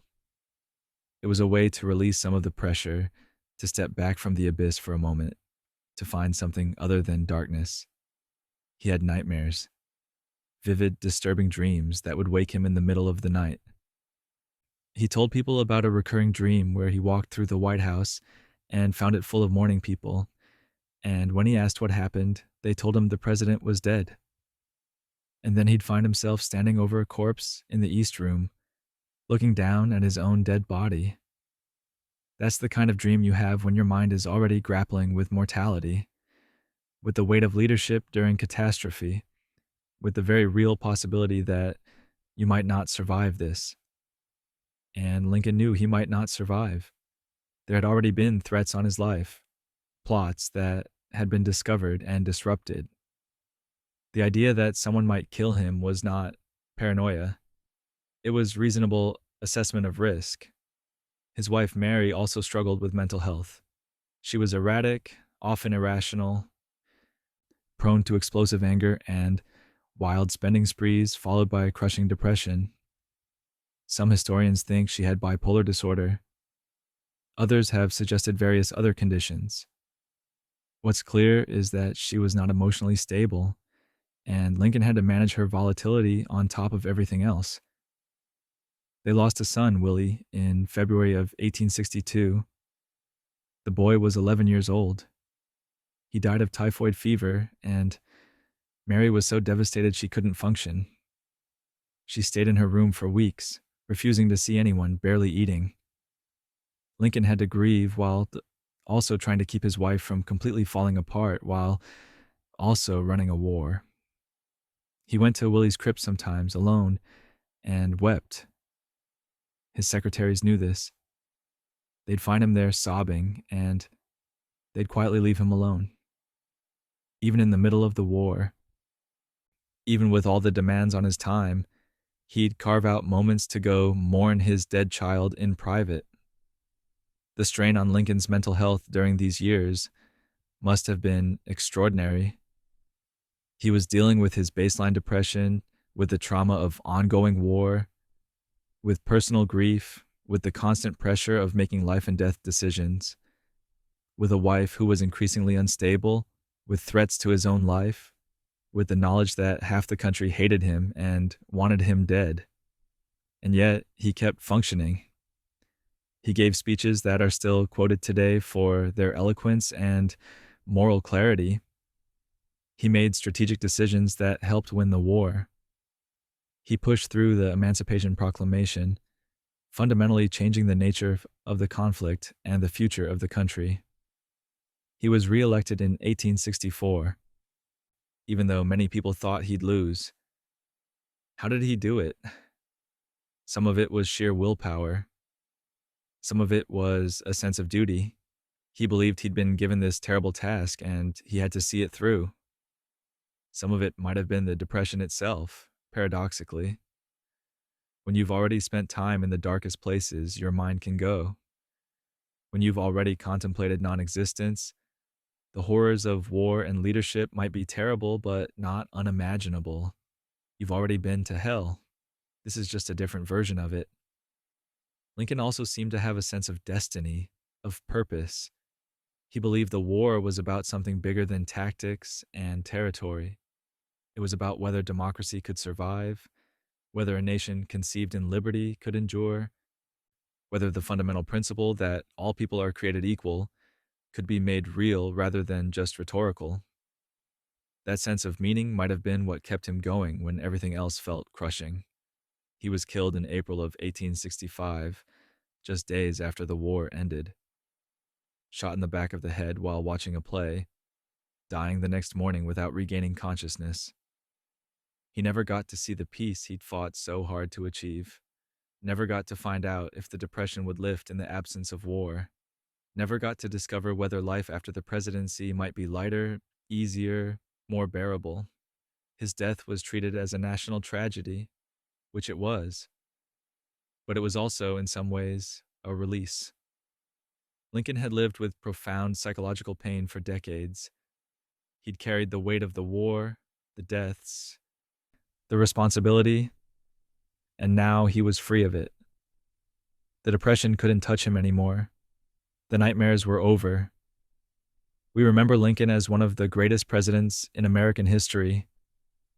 The Gettysburg Address, the Emancipation Proclamation, the preservation of the Union. But we sometimes forget the cost of that greatness, the personal suffering, the mental anguish, the constant battle against despair. He led the country through its darkest hour while fighting his own darkness every single day. And it makes you wonder, would we have elected him if we'd known? If the extent of his depression had been public knowledge, if voters had understood that this man sometimes couldn't get out of bed for days, that his friends had once feared he'd kill himself, would he have become president? Or would we have decided he was too fragile, too compromised, too risky? We'll never know. But what we do know is that a man with severe mental illness led the country through the Civil War and became one of our most revered leaders. Make of that what you will. Though speaking of presidents whose bodies caused them daily discomfort while running the country, let's talk about a man whose physical struggles were considerably more visible. William Howard Taft, sleep apnea and obesity. William Howard Taft was a large man. Not just tall, though at 6 feet 2 inches, he was certainly tall for his era, but heavy. Really heavy. At his heaviest, he weighed over 340 pounds, which is substantial for anyone but especially notable for someone living in the early 1900s when the average person weighed considerably less. And this wasn't just a matter of needing bigger clothes. Taft's weight caused him genuine health problems that affected his ability to function as president from 1909 to 1913. Most significantly, he almost certainly had sleep apnea, a condition where you stop breathing repeatedly during sleep, which means you never get proper rest, which means you spend your days exhausted and struggling to stay awake. People who worked with Taft noticed he fell asleep constantly. During meetings, during speeches, literally while giving speeches, he'd nod off mid sentence. During cabinet meetings, he'd start snoring. It wasn't subtle, and it wasn't occasional. It was a persistent problem throughout his presidency. There's a somewhat famous incident where Taft attended a funeral for a congressman and fell asleep during the service. Another time, he was on a speaking tour and dozed off while someone else was speaking just before he was supposed to give his own speech. He'd wake up startled, not sure where he was or what was happening, and have to quickly orient himself before standing up to address the crowd. This was deeply embarrassing for him. Taft knew he had a problem. He knew people were noticing. He tried various strategies to manage it, drinking lots of coffee, standing during meetings when possible, scheduling important work for times when he felt most alert. But fundamentally, his body was sabotaging him. Sleep apnea happens when your airway gets blocked during sleep, usually because excess tissue in the throat collapses and obstructs breathing. Your brain detects you're not getting oxygen and partially wakes you up just enough to gasp and resume breathing. This happens over and over throughout the night, sometimes dozens or even hundreds of times, which means you never reach deep sleep, never get proper rest, never wake up feeling refreshed. The result is crushing daytime fatigue. People with untreated sleep apnea often fall asleep during boring tasks, which is inconvenient but manageable. But they also fall asleep during important tasks, while driving, while doing things that require alertness and attention. For a president, this is more than inconvenient. It's potentially dangerous. Taft's weight contributed to other problems too. He had difficulty with physical activity. Walking upstairs left him winded. He sweated profusely even in mild weather. He needed specially reinforced furniture because normal chairs couldn't support his weight. There's a famous story about him getting stuck in the White House bathtub, though historians debate whether this actually happened or is an exaggerated legend. What's definitely true is that he had an oversized tub installed because the standard one was inadequate. Travel was challenging. Train cars and automobiles of the era weren't designed for someone of his size. He struggled to fit into seats comfortably. Getting in and out of vehicles required assistance. Foreign trips were logistically complicated because hosts had to ensure furniture and accommodations could handle him. The public noticed. Political cartoonists drew him as enormously fat, often making his weight the central joke. Critics used his size to suggest he was lazy, undisciplined, lacking in the vigor necessary for leadership. It was cruel, but it was also largely accepted as fair game. Body size was seen as reflecting character. If you were fat, it meant you lacked self-control. Taft was aware of all this. He tried numerous times to lose weight. He'd go on diets, cut back on portions, try to exercise, and sometimes he'd succeed temporarily. He'd lose 20 or 30 pounds, but it always came back. He couldn't maintain the weight loss because the fundamental problem was more complex than just eating too much. Some modern medical historians have suggested Taft might have had an endocrine disorder or metabolic condition that made weight gain easier and weight loss nearly impossible. Others point to the sleep apnea itself. Chronic sleep deprivation disrupts hormones that regulate hunger and metabolism, making weight gain more likely. It might have been a vicious cycle. Weight caused sleep apnea, Sleep apnea caused fatigue and metabolic disruption. Metabolic disruption made losing weight harder, which worsened the sleep apnea. What's clear is that Taft's health significantly impacted his presidency. The constant fatigue affected his decision making, his energy for the job, his ability to manage the demands of the office. He wasn't incompetent, he was a smart man with substantial legal experience, but he was operating at a deficit because his body wouldn't let him rest properly. His presidency is generally remembered as mediocre at best. He accomplished some things: antitrust prosecutions, postal savings banks, new territories added, but he also alienated members of his own party, failed to manage political conflicts effectively, and generally seemed overwhelmed by the job. His predecessor and mentor, Theodore Roosevelt, became so disappointed in Taft's performance that he decided to challenge him in the 1912 election, splitting the Republican vote and handing the presidency to Woodrow Wilson. After losing the election, Taft was actually relieved. He'd never particularly wanted to be president anyway. His wife, Nellie, had pushed for it, and Roosevelt had encouraged it, but Taft himself would have preferred to be on the Supreme Court. And that's eventually where he ended up. In 1921, President Warren Harding appointed him Chief Justice of the United States. And Taft finally got the job he'd actually wanted all along. Interestingly, after leaving the presidency, Taft lost a significant amount of weight. He got down to around 240 pounds, which was still heavy but much less than his peak. His sleep problems improved, his energy increased. It's almost as if the stress of being president, a job he didn't really want and wasn't particularly suited for, had been contributing to his health problems. As Chief Justice, Taft was effective and well regarded. He served until 1930, when health problems forced him to retire. He died a month later from heart disease at age 72. But those years on the Supreme Court were apparently much happier and more fulfilling than his time in the White House.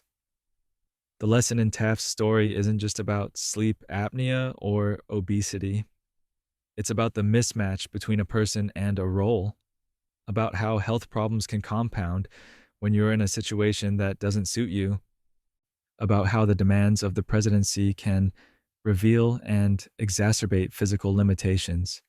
It's also a reminder that visible health problems, unlike hidden cancer or concealed strokes, can't really be kept secret. Everyone could see Taft was large. Everyone noticed when he fell asleep during meetings. The health crisis was right there in plain sight, and yet nothing was done about it because nobody quite knew what to do. You couldn't force a sitting president to lose weight or treat a condition that wouldn't be formally recognized for decades. So Taft struggled through his term, napping his way through meetings and trying to stay awake long enough to do the job he'd never really wanted, until finally he could leave and do something that suited him better. Though if you think falling asleep during meetings was an undignified health problem for a president, wait until you hear about the guy who was literally dying of throat cancer while racing to finish his memoirs. Ulysses S. Grant. Throat cancer. Ulysses S. Grant was dying, and he knew it. More than that, he was broke. The great Civil War general who'd saved the Union, who'd been president for 8 years, who'd been celebrated and honored and feted across America and Europe. This man was flat broke and dying of throat cancer, and he had about a year to write a book that would save his family from poverty. No pressure. Let's back up a bit. Grant left the presidency in March of 1877. His 2 terms had been marked by scandal. Not scandals he'd personally participated in, but scandals involving people he'd trusted who turned out to be corrupt. Grant himself was honest to a fault, but he was a terrible judge of character when it came to civilian life. He trusted people who betrayed that trust, appointed friends who abused their positions, and generally proved that being a brilliant military strategist doesn't automatically make you good at political administration. After leaving office, he and his wife, Julia, embarked on a world tour that lasted over 2 years. They were treated like royalty everywhere they went. Queen Victoria received them at Windsor Castle. The Emperor of Japan met with them. They dined with Otto von Bismarck in Germany.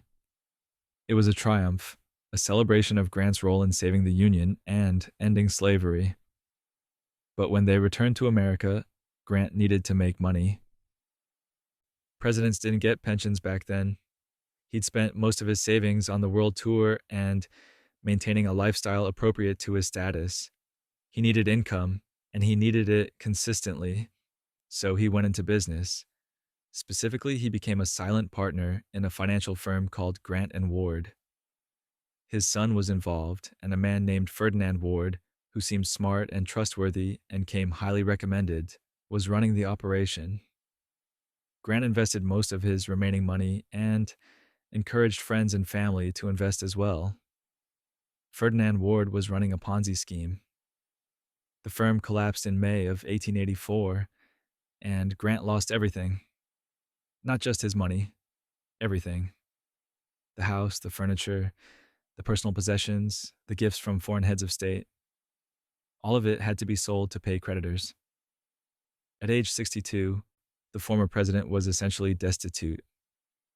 And then a few months later, Grant bit into a peach and felt a sharp pain in his throat. He'd been having throat trouble for a while, actually.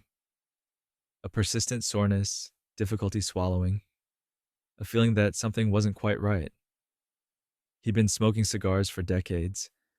During the war, admirers had sent him thousands of cigars, and he'd gotten into the habit of smoking 20 or more a day. The tobacco smoke had been steadily damaging his throat tissue for years. In October of 1884, doctors examined him and found a malignant tumor at the base of his tongue, extending into his throat. It was cancer, and it was aggressive. The doctors gave him perhaps a few months to live, maybe a year if he was lucky. There was no real treatment. Surgery was too risky given the location, and radiation therapy didn't exist yet. All they could do was manage his pain and watch him die. Grant received this news and made a decision. He would write his memoirs. Publishers had been approaching him for years, offering money for his story, but he'd always declined. Now, facing death and destitution, he reconsidered. If he could write a compelling memoir, it might sell well enough to provide for Julia after he was gone. Mark Twain, who was a friend of Grant's, offered him a publishing contract through his company, Charles L. Webster and Company. The terms were generous, significantly better than other publishers had offered. Twain recognized both the historical importance of Grant's story and the commercial potential of the project. He also genuinely wanted to help his friend, so Grant started writing, and the cancer kept growing. At first, he could still speak, though it hurt. He'd dictate to stenographers, pacing the floor as he recalled battles and strategies and decisions from 20 years earlier. His memory was extraordinary. He could remember troop positions, casualty figures, the sequence of events in complex military campaigns. The words poured out of him, and the stenographers scrambled to keep up. But the tumor kept growing, and speaking became more painful. Eventually, it became impossible. The cancer had progressed to the point where talking was agony, where even swallowing was difficult. So Grant switched to writing by hand, sitting at a desk for hours at a time, filling page after page with his distinctive handwriting, pausing occasionally to manage the pain or rest his fingers. He was essentially racing death. Every day that passed brought him closer to the end, and every day he pushed himself to write more, to get the story down while he still could. Some days he was more productive than others. Some days the pain was manageable, and he could work for hours. Other days he could barely function, could only manage a page or two before he had to rest. The medication helped somewhat. He was taking cocaine solutions that were applied directly to the tumor to numb the pain. Cocaine was legal and commonly used as a local anesthetic in the 1880s.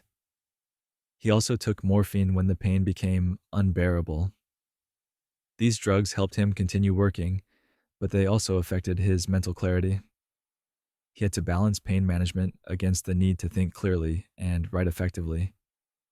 His family watched helplessly as he deteriorated. Julia sat with him, read to him, tried to make him comfortable. His children visited, offering support and encouragement. Friends stopped by, though visitors exhausted him. Mark Twain came regularly, checking on the manuscript's progress and offering encouragement. The public knew what was happening. This wasn't a secret illness. Newspapers reported on Grant's condition, on his race against death to complete his memoirs. People sent messages of support and sympathy. Veterans organized vigils. The man who'd been president, who'd saved the Union, was dying publicly, and everyone knew it. As spring turned to summer in 1885, Grant's condition worsened dramatically. He could no longer eat solid food. He was living on liquids, milk, broth, whatever he could manage to swallow. He was losing weight rapidly, his body consuming itself. The tumor was visible now, distorting his throat and jaw, making him look gaunt and skeletal. But he kept writing. He was determined to finish. The memoir had become more than just a way to provide for his family. It had become his final mission, the last thing he would accomplish before death claimed him. In June, he moved to a cottage at Mount McGregor, New York, in the Adirondack Mountains. The cooler climate was supposed to make him more comfortable, and the isolation would give him peace to work. He set up his writing desk and continued, page after page, chapter after chapter, racing toward the finish line. The pain was constant now. The medication could only dull it, not eliminate it. He couldn't speak at all anymore. Communication was through written notes or gestures. He was essentially voiceless, his throat consumed by the cancer that would kill him. On July 14th, 1885, Grant wrote the last words of his memoir. He'd done it. 2 volumes, over 300,000 words, covering his entire military career from West Point through the end of the Civil War. It was finished. He'd beaten the deadline death had imposed on him. 9 days later, on July 23rd, 1885, Ulysses S. Grant died. He was 63 years old. The cancer that had been killing him for nearly a year had finally won. But he'd accomplished what he'd set out to do. The memoirs were complete, and they were brilliant. When published, Grant's personal memoirs became one of the best-selling books of the 19th century. It was praised for its clarity, its honesty, its strategic insights. Military historians still study it today. It's considered one of the finest military memoirs ever written. Clear-eyed, unpretentious, focused on substance rather than self-aggrandizement. More importantly, for Grant's immediate goals, it made money. Lots of money. Julia Grant received nearly $450,000 in royalties, equivalent to millions today.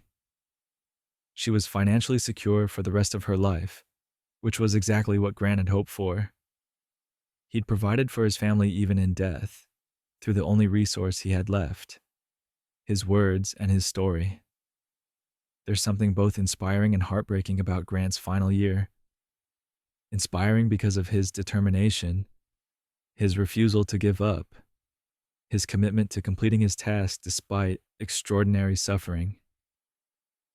Heartbreaking because he had to do it at all, because a former president could end up destitute, because the medical knowledge didn't exist to save him, because his last year alive was spent in agony, writing frantically against a deadline imposed by his own mortality. The cancer was never really hidden. Unlike other presidents whose illnesses were concealed, Grant's condition was public knowledge. Newspapers tracked its progress. People knew he was dying.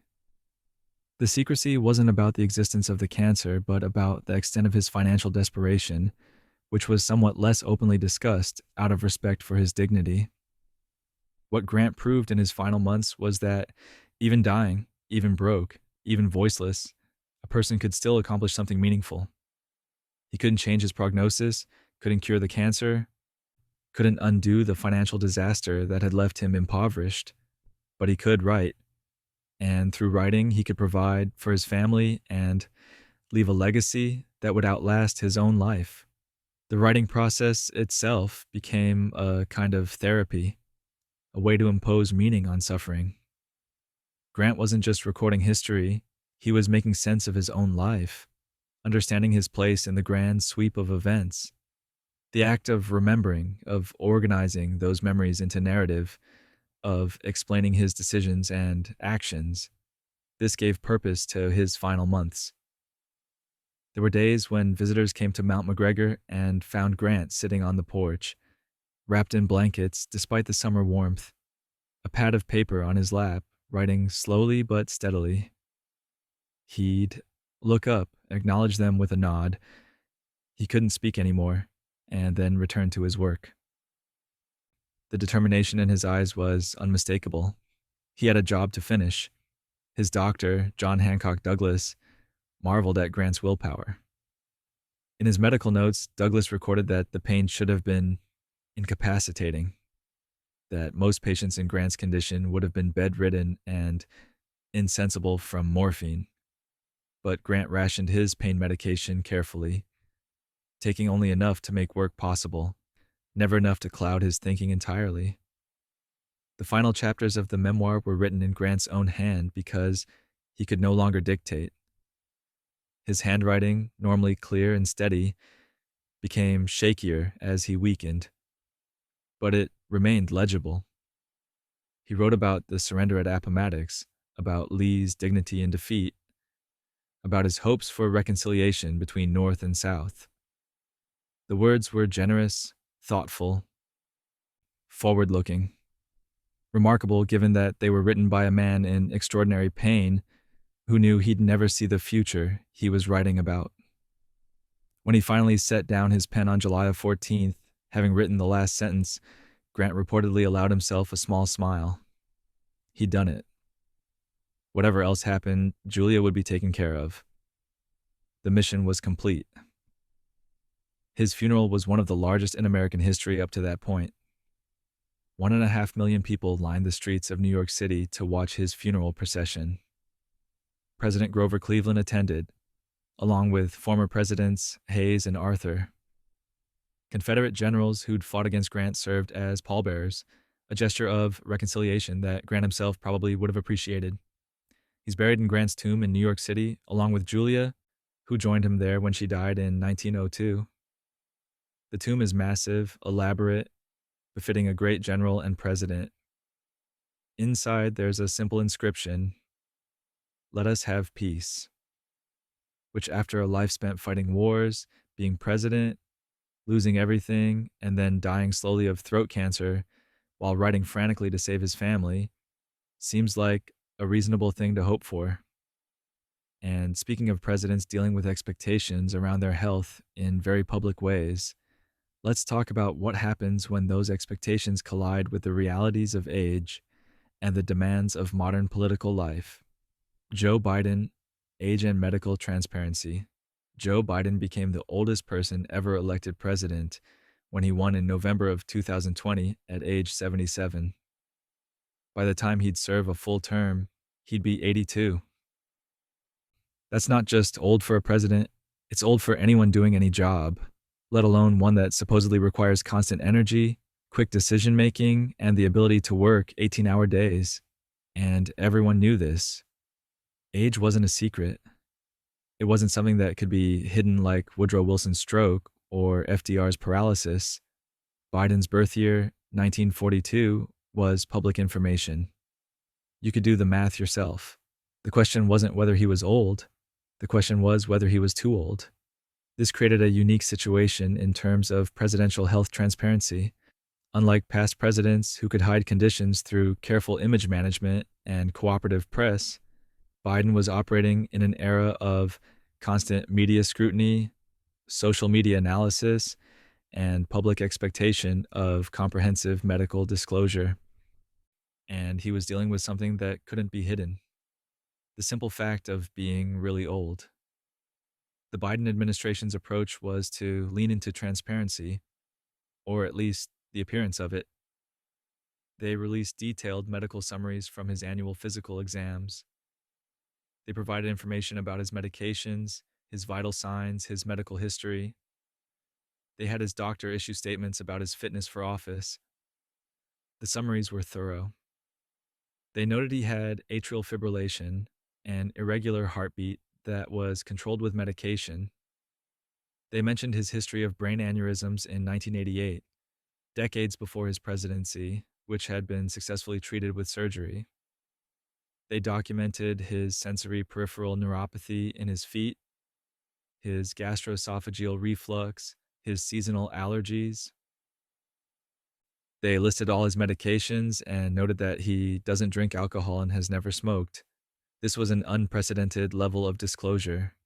Previous presidents had shared medical information when forced to by obvious health crises, but routine, proactive, detailed medical transparency, that was new. It was a response to the age issue, a way of saying, look, we're telling you everything. You can see he's being well managed and he's fit for office. But here's the thing about age related concerns: you can release all the medical data you want, and it doesn't change what people see with their own eyes. They see Biden occasionally stumble over words. They see him walk somewhat stiffly. They see moments of verbal confusion or misspeaking. They see an elderly man doing a job that's demanding even for younger people. The administration carefully managed his schedule and appearances. Press conferences were less frequent than under some previous presidents. Events were structured to minimize opportunities for unscripted moments. Travel was scheduled to allow for rest. The whole operation was designed to present Biden at his best, while minimizing exposure to situations where age-related limitations might be obvious. This isn't entirely new. Every modern presidency involves careful management of the president's image and schedule.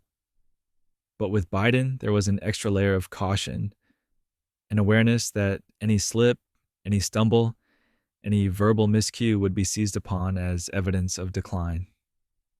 And those moments happened. They happen to everyone, but they're more noticeable and more concerning when the person is in their 80s. In June of 2023, Biden tripped on a sandbag while walking off stage at the Air Force Academy graduation. He fell but wasn't seriously injured. The incident was caught on camera and immediately became news. Was this concerning? Well, it's concerning when anyone falls, but older people are particularly vulnerable to falls because bones are more brittle and healing takes longer. The fall itself was probably just an unfortunate trip.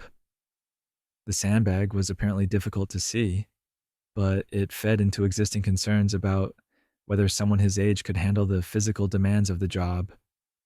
The verbal miscues are trickier to assess.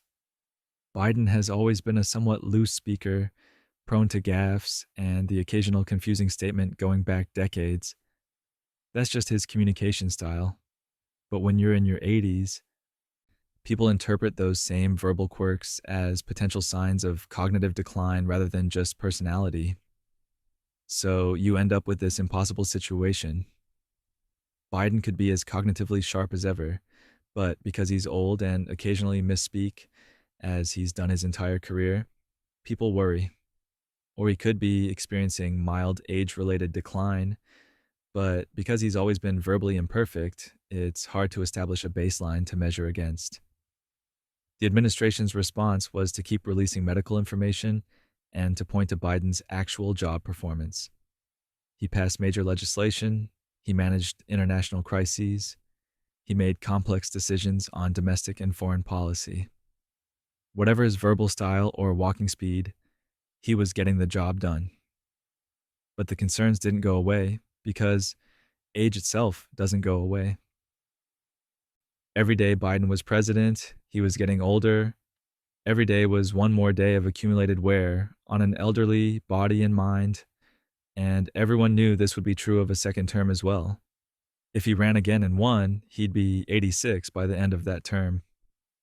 This created an unprecedented dynamic in American politics. Never before had a president's age been such a central, ongoing concern throughout their entire term. Previous presidents had health crises that were hidden or managed, but the crisis was usually acute rather than chronic, event based rather than existential. With Biden, the health question wasn't, is something wrong? It was, when will something go wrong? It was anticipatory concern rather than reactive concern. And that's a very different thing to manage. The transparency around Biden's health, the detailed medical reports, the public discussions of his fitness, represents an evolution from the secrecy of Wilson's era or FDR's carefully constructed image. We've moved from near total concealment to near total disclosure, at least on paper. But disclosure doesn't necessarily resolve concerns, especially when the concern is about something as visible and inevitable as aging. You can release every medical test result available, and people will still wonder whether an 80-year-old man can handle one of the world's most demanding jobs.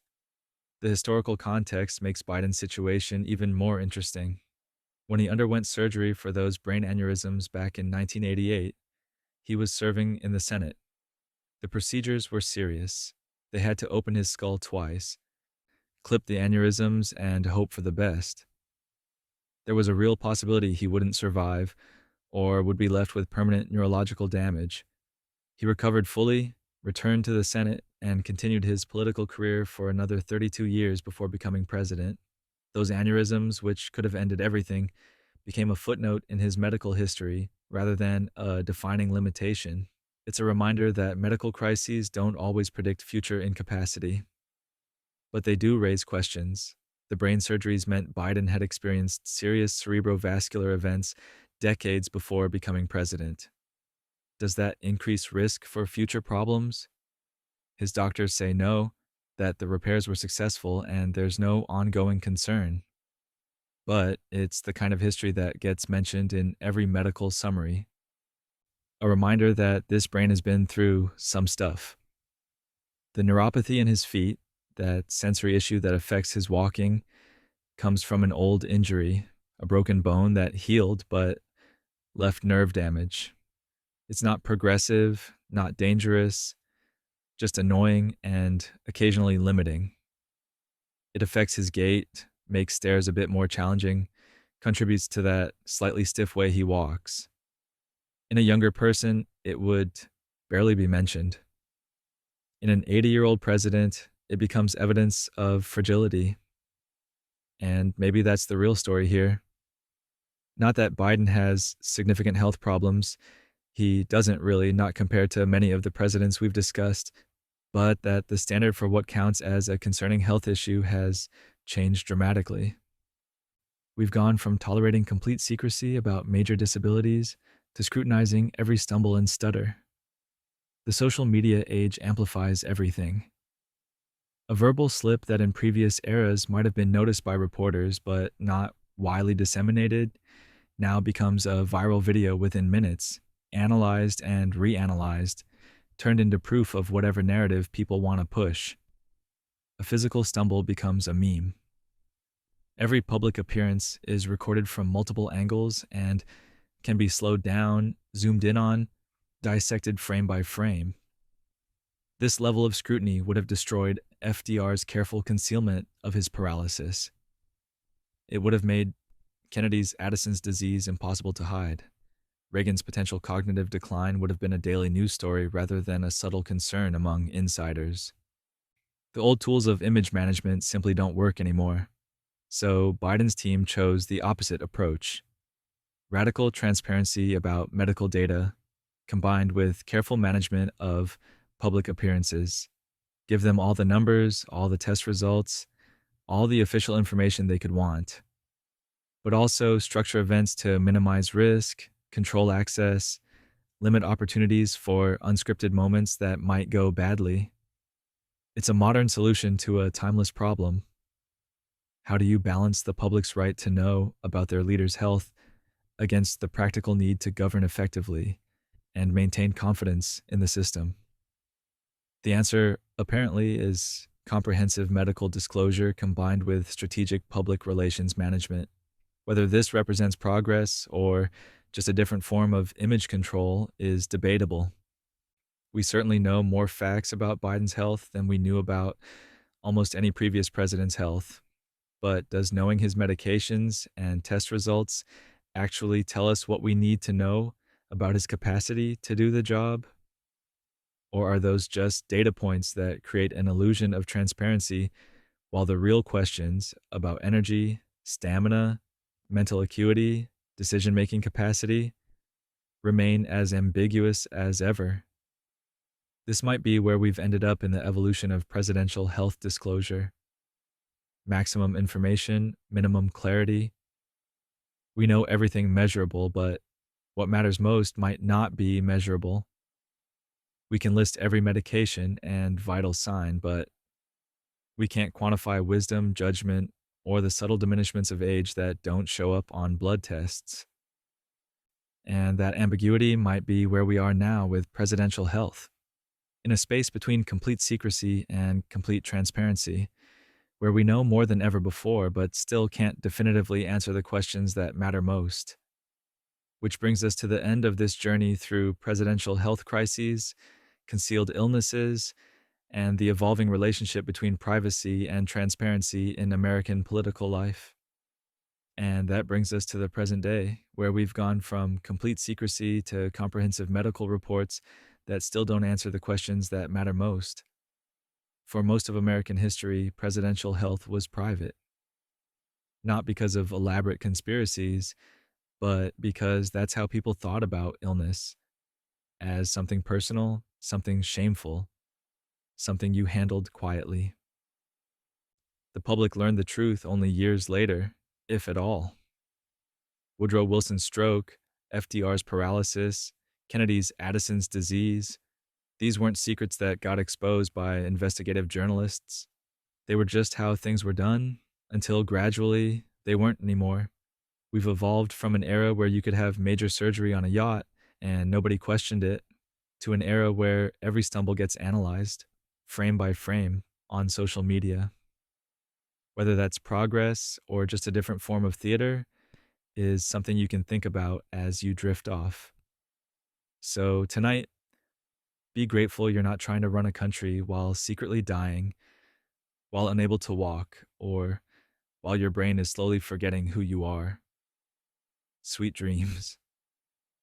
And remember, for 200 years, we somehow made it work anyway.